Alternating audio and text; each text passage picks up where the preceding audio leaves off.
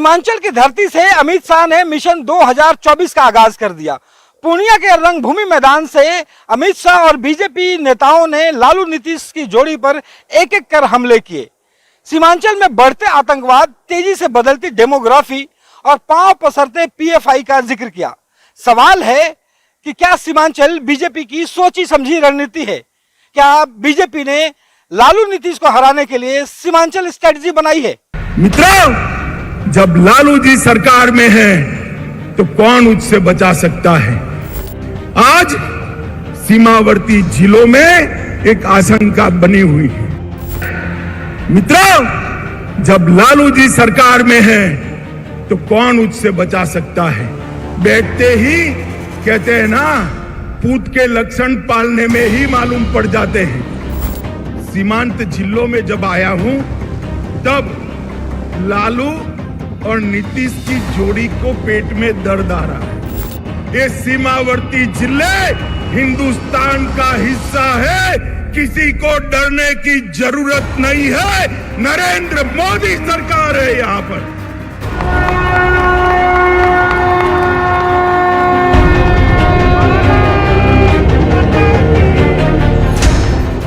ये सीमांचल से शाह का 2024 के लिए शंखनाद है।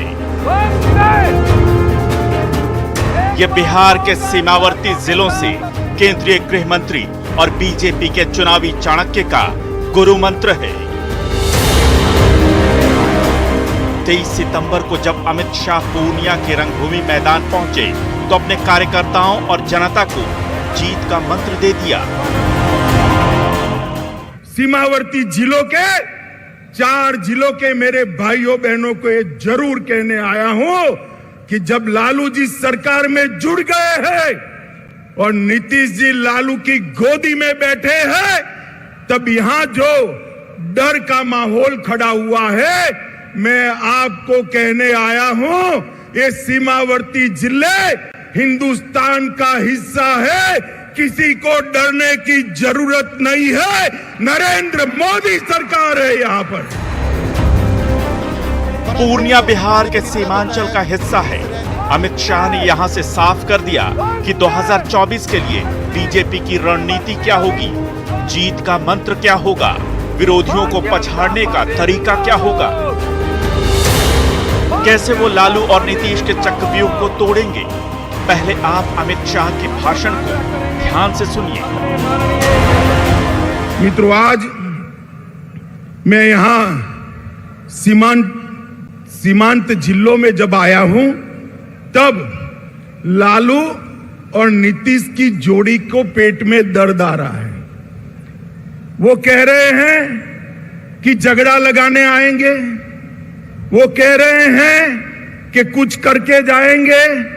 भाई, झगड़ा लगाने के लिए मेरी जरूर नहीं है लालू जी, आप पर्याप्त हो झगड़ा लगाने के लिए। आपने पूरा जीवन एक काम किया है। ये 2024 के लिए बीजेपी का चुनावी आगाज है, यानी बिहार के सीमांचल से बीजेपी ने 2024 की सियासी बिसात के लिए चालें चलना शुरू कर दिया है। अपने मोहरे एक एक कर आगे बढ़ाना आरंभ कर दिया है।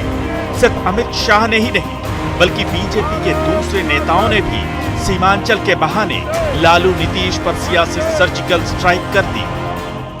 आपसे मैं पूछता हूं, यहां बांग्लादेशी घुसपैठियों को भगाना चाहिए कि नहीं? भगाना चाहिए कि नहीं? जो भी घुसपैठ हो रहा है, हम बिहार सरकार से कहना चाहेंगे कि आप हमें थोड़ा सहयोग कीजिए। सीमा पर हम परिंदा को पैर पर नहीं मारने देंगे। एक भी घुसपैठ हम सीमावर्ती इलाके में हम आने नहीं देंगे। सीमांचल बिहार का वो इलाका है जो पश्चिम बंगाल के साथ साथ नेपाल और बांग्लादेश की अंतर्राष्ट्रीय सीमा से भी जुड़ता है। सीमांचल में बड़ा मुद्दा है घुसपैठ, जिसका जिक्र बीजेपी नेताओं ने रंगभूमि मैदान से किया। सीमांचल से सियासी सर्जिकल स्ट्राइक करने वालों की इस लिस्ट में सुशील मोदी भी हैं। और आज के इस मंच से मैं मांग करता हूं, वो समय आ गया है कि भारत की सरकार पीएफआई पर जल्द से जल्द प्रतिबंध लगाने का काम करे, उसको बैन करने का काम करे।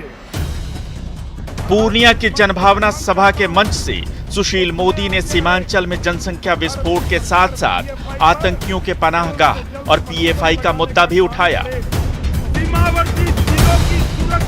पहले तो अमित शाह ने सीमांचल के बजाय सीमावर्ती शब्द का इस्तेमाल किया, फिर इसे भारत का हिस्सा बताकर सरकार पर जोरदार हमला बोला। इसके बाद बीजेपी के दूसरे नेताओं ने घुसपैठ, आतंकवाद, पीएफआई और सुरक्षा का मुद्दा उठाया। यानी बीजेपी ने एक एक कर सीमांचल के बहाने लालू नीतीश की जोड़ी और महागठबंधन पर निशाना साधा। सवाल है कि क्या 2024 के लिए सीमांचल बीजेपी की सोची समझी रणनीति है? अगर हां, तो क्या बीजेपी ने लालू नीतीश को हराने के लिए सीमांचल स्ट्रेटेजी बनाई है? 2024 के लिए बीजेपी की ये सीमांचल स्ट्रेटेजी है क्या? सीमांचल से शंखनाद कर बीजेपी को क्या फायदा होगा? क्या सीमांचल का असर दूसरे राज्यों पर भी पड़ेगा? करेंगे इन सवालों की पड़ताल। Bureau report, news 18।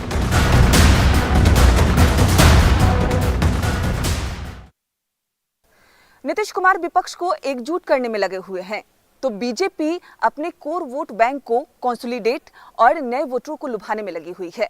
राजनीतिक पंडित भी मानते हैं कि नीतीश और लालू को हराने के लिए बीजेपी ने सीमांचल स्ट्रेटेजी अपनाई। सवाल है कि क्या है सीमांचल स्ट्रेटेजी? क्या इस स्ट्रेटेजी से नीतीश लालू के जातीय समीकरण को बीजेपी तोड़ पाएगी? भारत माता की 2024 का लोकसभा चुनाव अभी करीब 1.5 साल दूर है, लेकिन चुनाव अभियान का शंखनाद हो गया।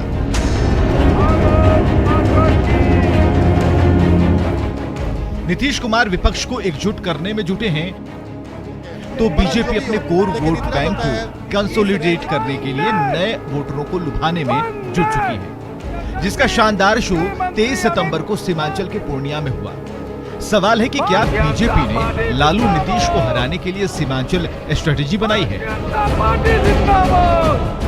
सीमांचल जिसमें किशनगंज, पूर्णिया, कटिहार, अररिया जिले आते हैं, बीजेपी की एक कमजोर कड़ी रही है। इसकी सबसे बड़ी वजह ये है कि वहाँ मुसलमानों की बहुत बड़ी आबादी है। तो किशनगंज तो मुस्लिम डोमिनेटेड कंस्टिट्यूंसी भी है। साथ ही सीमांचल पॉलिटिकली और ज्योग्राफिकली भी काफी सेंसिटिव रीजन है, क्योंकि ये इंटरनेशनल बॉर्डर पर स्थित हैं और इनकी सीमाएं नेपाल और बांग्लादेश से मिलती हैं। सीमांचल से अमित शाह ने न सिर्फ बिहार की जनता बल्कि पश्चिम बंगाल के वोटरों को भी साफ संदेश दिया। सीधे सीधे तो उन्होंने ध्रुवीकरण पर कुछ नहीं बोला, लेकिन महागठबंधन के कढ़ में उसी के स्टाइल में जवाब दिया। मैं आज इस विराट सभा से लालू जी और नीतीश जी दोनों को कहना चाहता हूं कि आप जो ये दल बदल कर रहे हो ना बार बार, वो धोखा किसी पार्टी के साथ नहीं है, मोदी जी के साथ नहीं है। ये धोखा बिहार के जनादेश के साथ है, बिहार की जनता के साथ है। मुझे बताओ, सीमांत जिले वाले सभी लोग आपने जो वोट दिए थे, वो लालू जी के साथ जाने के लिए वोट दिए थे या मोदी जी के साथ जाने के लिए? जोर से बोलिए, मोदी जी के साथ जाने के लिए वोट दिया था ना? अब आएंगे, उन्होंने कहा है हम भी जाएंगे, तो हिसाब पूछना कि भाई वोट तो मोदी जी के नाम से लिया था, अब लालू के साथ पहुंचकर हमारी सलामती क्यों क्वेश्चन मार्क कर दी? आज सीमावर्ती जिलों में एक आशंका बनी हुई है। मैं सभी को कहने आया हूं, कोई डरिएगा नहीं। पूर्णिया की रैली से बीजेपी को बहुत उम्मीदें हैं। उसे लगता है कि 2024 के लिए बिहार में बीजेपी के लिए ये बूस्टर डोज साबित होगा, लेकिन कैसे? सीमांचल से शुरुआत कर बीजेपी क्या करना चाहती है? आखिर बीजेपी की सीमांचल स्ट्रेटेजी है क्या? कि जो केंद्र की कल्याणकारी योजनाएं हैं, इसको ये फोकस करेंगे कि क्या हमारी जो कल्याणकारी योजनाएं हैं वो क्या भेदभाव करती है अल्पसंख्यक में या बहुसंख्यक में। दूसरी चीज ये करेंगे कि नरेंद्र मोदी के नेतृत्व में जो एक राष्ट्रीय भाव हमने उत्पन्न किया पूरे देश में, इसको आपको समझने की जरूरत है। और तीसरी बात, ये पसमानदा मुसलमानों को बताएंगे कि आपकी बेहतरी के लिए जो आज आप जिस गरीबी में, लाचारी में, बेबसी में, फटेहाली में जिंदगी जीते हैं, जब तक केंद्र जो है आपको उन योजनाओं से लाभान्वित नहीं करेंगी, तब तक आप आगे नहीं बढ़ सकते हैं। तो केंद्र की जो डेवलपमेंटल योजनाएं हैं उसको ये फोकस करेंगे। दरअसल बिहार का सीमांचल मुस्लिम बहुल इलाका है, इस कारण यहाँ आरजेडी का जनाधार है। आरजेडी के एमवाई समीकरण में अब जेडीयू का भी तड़का लग गया है। ऐसे में बीजेपी सीमांचल से शुरुआत कर जातीय गणित को तोड़ना चाहती है। और निश्चित रूप से सीमांचल के बहाने तोड़ने की कोशिश करेगी, इसलिए कि जो नई पीढ़ी आई है, उस नई पीढ़ी जो विकास से महरूम है, जिसके पास रोजगार नहीं है, जो पलायन के लिए मजबूर है, उनको ये जरूर समझाने की कोशिश करेंगे कि आप जातियों में बंट करके और आप एक वोट बैंक किसी का न रहें, बल्कि बदलते हुए भारत, बदलती हुई परिस्थितियों के साथ खड़े हों। हम योजनाएं आपके घर तक लेकर के आएंगे, हम विकास की रोशनी आप तक लाएंगे, हम इथेनॉल प्लांट से लेकर के जो कई औद्योगिक जो कारखाने की उम्मीद पाले हुए हैं सीमांचल बहुत दिनों तक, जिसका इशारा इन्होंने कर भी दिया कि अगर 2025 में हमें अपूर्ण बहुमत देते हैं तो हम एक विकसित बिहार बना करके देंगे। तो स्वाभाविक है कि जब चीजें विकास के इर्द गिर्द ठहरेगी तो जातीय जकड़न से लोग बाहर निकलेंगे, जातीय वोट बैंक की गोलबंदी टूटेगी, और इसी तरफ ये इशारा कर रहे हैं। अमित शाह के बजाय बीजेपी के दूसरे नेताओं ने सीमांचल में आतंकवाद, पीएफआई के बढ़ते प्रभाव, घुसपैठ और तेजी से बदलती डेमोग्राफी का मुद्दा उठाकर ध्रुवीकरण का पासा फेंका। यानी अमित शाह सीधे सीधे ध्रुवीकरण की गोटी नहीं चलाना चाहते, लेकिन इस प्यादे से महागठबंधन का खेल भी बिगाड़ना चाहते हैं। सीमांचल बीजेपी की एक कमजोर कड़ी रही है और इसकी वजह मुसलमानों की एक बड़ी आबादी है, लेकिन वहां से बीजेपी को इस सूरत में फायदा हो सकता है जब मुस्लिम वोटर पूरी तरह से बढ़ जाए। पहले भी ऐसा हो चुका है, किशनगंज में मुस्लिम, जैसे किशनगंज जैसी Muslim dominated constituency, Lok Sabha dominated constituency, वहां से बीजेपी भी जीत चुकी है, वहां से शहनवाज हुसैन भी जीत चुके हैं। यानी अमित शाह ने 2024 के आगाज के लिए सीमांचल को यूं ही नहीं चुना, बल्कि इसके पीछे बीजेपी की सोची समझी रणनीति है। यहाँ आतंकवाद, बदलती डेमोग्राफी, घुसपैठ जैसे मुद्दे बीजेपी को 2024 के लिए सियासी उपजाऊ जमीन मुहैया करा सकते हैं। और अगर ऐसा होता है तो इसका असर पड़ोसी पश्चिम बंगाल के साथ उत्तर प्रदेश पर भी पड़ सकता है। Bureau report, news 18।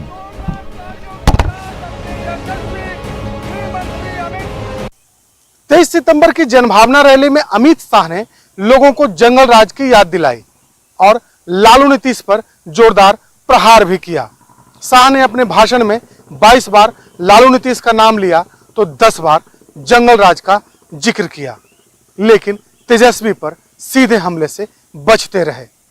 सवाल है कि लालू नीतीश पर हमलावर, लेकिन तेजस्वी पर शाह की चुप्पी के मायने क्या है?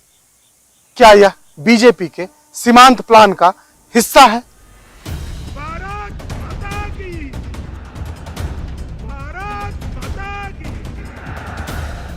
अमित शाह सीमांचल में पूर्णिया के रंगभूमि मैदान में जब भाषण दे रहे थे, तब उनसे ज्यादा मोदी मोदी के नारे लग रहे थे। इस रंगभूमि मैदान में शाह ने 2024 लोकसभा चुनाव के लिए रणभेरी बजा दी है। शाह के निशाने पर आरजेडी अध्यक्ष लालू प्रसाद और सीएम नीतीश कुमार रहे। प्रधानमंत्री बनने की लालसा में वो फिर से बीजेपी को धोखा देकर लालू जी के पास चले गए हैं। मित्रों, मैं आज इस विराट सभा से लालू जी और नीतीश जी दोनों को कहना चाहता हूं कि आप जो ये दल बदल कर रहे हो ना बार बार, वो धोखा किसी पार्टी के साथ नहीं है, मोदी जी के साथ नहीं है। ये धोखा बिहार के जनादेश के साथ है, बिहार की जनता के साथ। अमित शाह ने अपने 31 मिनट के भाषण में 22 बार नीतीश लालू का नाम लिया, 10 बार से ज्यादा जंगल राज की याद दिलाई, लेकिन उम्मीद से उलट उन्होंने एक बार भी मुस्लिम शब्द का इस्तेमाल नहीं किया। और मित्रों, नीतीश बाबू ने लालू जी को साथ लेकर अपना जंगल राज के प्रति रवैया स्पष्ट कर दिया है। माताओं, भाइयों, बहनों, मुझे बताइए, आपको जंगल राज चाहिए क्या? जोर से बोलिए, चाहिए जंगल राज? फिर से फिरौती वाला राज चाहिए? फिर से अपहरण वाला राज चाहिए? फिर से जातीय हिंसा वाला राज चाहिए? मित्रों, जब लालू जी सरकार में है तो कौन उससे बचा सकता है? बैठते ही कहते हैं ना, पूत के लक्षण पालने में ही मालूम पड़ जाते हैं। जिस दिन शपथ हुआ उसी दिन से बिहार की कानून और व्यवस्था की स्थिति चरमरा गई है। शाह ने नीतीश पर सबसे ज्यादा अटैक किया। उन्होंने जनता पार्टी के दौर से शुरू कर पिछले महीने बीजेपी से अलग होने तक नीतीश कुमार को उनके धोखे की याद दिलाई। सुन लीजिए नीतीश बाबू, कान खोल कर सुन लीजिए। आपने आपकी राजनीति की शुरुआत से ही एक के बाद एक कई लोगों के साथ यही किया है। सबसे पहले जनता पार्टी में देवीलाल गुट के साथ आप चले गए, उसके बाद लालू जी के साथ कपट किया। लालू जी, आप ध्यान रखिएगा, नीतीश बाबू कल आपको छोड़कर कांग्रेस की गोदी में बैठ जाएंगे और आप धरे के धरे रह जाओगे, किसी को मालूम नहीं पड़ेगा। लालू जी को छोड़ा, सबसे बड़ा धोखा नीतीश जी ने अगर दिया तो देश में प्रतिष्ठित समाजवादी नेता, राष्ट्रभक्त नेता जॉर्ज फर्नांडिस के साथ धोखा किया। जॉर्ज फर्नांडिस को उनके कंधे पे बैठकर समता पार्टी बनाई और जॉर्ज बाबू का जब स्वास्थ्य अच्छा नहीं रहा, तनिक देर भी नहीं लगाई, इनको हटाकर वो राष्ट्रीय अध्यक्ष बने। फिर शरद यादव जी के साथ धोखा किया, उसके बाद पहली बार भाजपा के साथ धोखा दिया, फिर जीतन राम मांझी को धोखा दिया, उसके बाद रामविलास पासवान के साथ कपट किया, उसके बाद लालू जी को फिर से धोखा देकर बीजेपी के साथ आए। चुनाव अभी 20 महीने दूर है। ऐसे में बिहार, बंगाल और बांग्लादेश के बॉर्डर से अमित शाह के इस अभियान ने कई लोगों के जहन में सवाल पैदा कर दिए हैं। अपने सीमांचल दौरे में अमित शाह सबसे ज्यादा हमलावर नीतीश कुमार पर रहे, लालू प्रसाद को निशाने पर लिया, लेकिन हैरानी की बात है कि उन्होंने अपने भाषण में तेजस्वी यादव का जिक्र नहीं किया। सवाल है कि नीतीश पर अमित शाह के इस धारदार हमले के मायने क्या हैं और क्यों अमित शाह तेजस्वी पर सीधा हमला से बच रहे हैं। ज्यादा समय नीतीश कुमार पर अटैक करने में लगाया और बिल्कुल साफ बात है, वजह भी इसकी बिल्कुल साफ है, क्योंकि नीतीश कुमार के पाला बदलने से बीजेपी आज सत्ता से बाहर है और बिहार में बिल्कुल अलग थलग पड़ चुकी है। यानी बीजेपी को सबसे ज्यादा नुकसान नीतीश कुमार के कदम से हुआ है और उन्हें खतरा भी इन्हीं से ज्यादा लग रहा है, इसलिए उन्होंने ही, गृह मंत्री ने अपना पूरा समय उनके ऊपर अटैक करने में लगाया। देखिए, तेजस्वी को किसी भी तरह का स्पेस अमित शाह नहीं देना चाहते हैं। वो बताना चाहते हैं कि ये लालू के ही एक्सटेंशन है। तो चूंकि वो ये दोनों नेता जो लगातार लंबे दिनों से बिहार की राजनीति की धुरी बने हुए हैं या बिहार की राजनीति इन दोनों के इर्द गिर्द घूम रही है। इसीलिए अमित शाह ने या तो अटैक नीतीश कुमार पर किया या अटैक उन्होंने लालू प्रसाद पर किया। उन्होंने कहा कि जो बिहार की परिस्थितियां हैं, जो बिहार का दृश्य है, वो किसकी देन है, उस पर उन्होंने लालू पर हमलावर किया। लेकिन दूसरी तरफ उन्होंने कहा कि एक वैसा चरित्र जो कुर्सी के लिए हर बार अपनी विचारधारा को तिलांजलि दे देता है और किसी से भी समझौता कर लेता है, वो नीतीश कुमार है। विरोधी खेमे को नीतीश कुमार मिल जाने से एक प्राणवायु मिली है। साथ ही महागठबंधन के खेमे में नीतीश के आ जाने के बाद एक नया समीकरण तैयार करने की कोशिश चल रही है और वो है मुस्लिम, यादव और कुर्मी का। Bureau report, news 18।